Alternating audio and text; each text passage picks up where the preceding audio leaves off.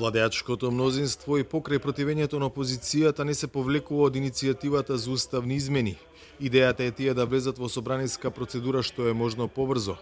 Премиерот денеска најави дека тоа ќе се случи пред крајот на месецот. Уставните измени ќе бидат поднесени во собранието во текот на наредните 2 недели. И ќе почне процес на дискусија согласно со процедура за истите во собранието таму каде што е и место. Што ако процесот доживее неуспех поради очигледното немање двотретинска поддршка во собранието? Дали тоа значи дека наесен ќе се оди на предвремени избори, опција за која се разговара во некои политички кругови? Во земјава наесен нема да имаме избори. Изборите ќе бидат идната година претседателски парламентарни.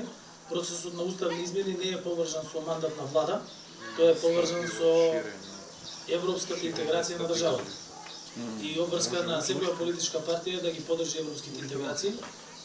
Кога ќе бидат разгледани амандманите на уставот, од страна на владата, тие ќе бидат јавно и соопштени, јавно објавени и тогаш сите наши граѓани ќе можат да се уверат дека се работи за технички амандмани. Исто како и премиерот и лидерот на ВМРО ДПМН манифестира сигурност дека ќе обстои на својата позиција, иако Дуи преку шефот на дипломатијата Бујар Османи го предупреди дека ќе се разбуди од сон кога на телевизија ќе види како поминуваат уставните измени.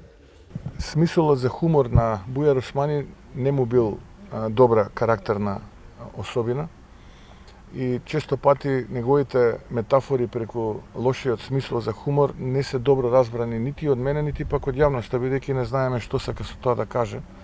Ако како медицинско лице е загрижен за мојот сон, тие што ме познаваат знаат дека бргу и малку спијам, рано се будам и долго работам во текот на денот. Но ако како политичар се обидува да употреби некаква метафора, тогаш мислам дека му е погрешна.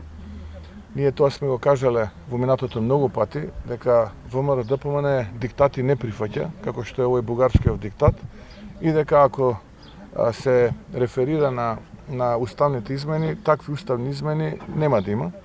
Нека се охрабри да идеме на предвремени парламентарни избори. Тврди дека ВМРО ДПМН не е влезена во заткулисни договори со никого и дека намаса е само една опција – предвремени парламентарни избори, варијанта која пак не е прифатлива за СДСМ.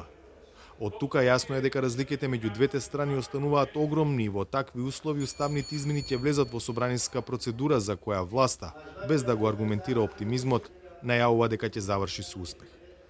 За Гласот на Америка, од Скопје, Владимир Мирчевски.